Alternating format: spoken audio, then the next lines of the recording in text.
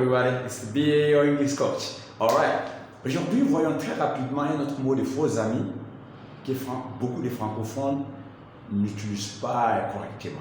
Alors ce mot de faux amis, c'est tout simplement en anglais to assist. To assist, ça veut dire le verbe aider, ce n'est pas le verbe assister à quelque chose. Alors il ne faut jamais employer to assist pour dire que vous voulez utiliser le verbe assister à quelque chose. Par exemple, j'ai assisté à une réunion hier. Donc il ne faut jamais dire I assisted a meeting yesterday. Alors, pour dire le verbe assister en anglais, il faut utiliser le verbe to attend. To attend a meeting. Par exemple, j'ai assisté à une réunion hier. I attended a meeting yesterday. I attended a meeting yesterday. Alors, le verbe to assist, qu'est-ce que ça veut dire en français? Ça veut dire tout simplement le verbe aider. Par exemple, j'ai aidé mon frère hier. I assisted my brother yesterday.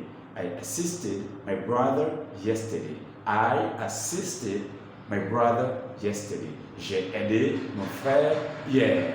Mais j'ai assisté à une réunion hier, il faut plutôt dire I attended a meeting yesterday. Alors, le verbe assister, ça veut dire tout simplement to assist. En anglais, ça veut dire tout simplement aider. Mais pour parler de assister en anglais, il faut plutôt utiliser to attend a meeting. Assister à une réunion ou assister à un événement, par exemple. Mais pour parler du verbe aider, il faut plutôt utiliser to assist en anglais. To assist someone, aider quelqu'un. To attend a meeting, assister à une réunion. Alors, thank you guys. Never make this mistake again. I appreciate your attention. And it's BA your English coach. Thank you very much. Bye.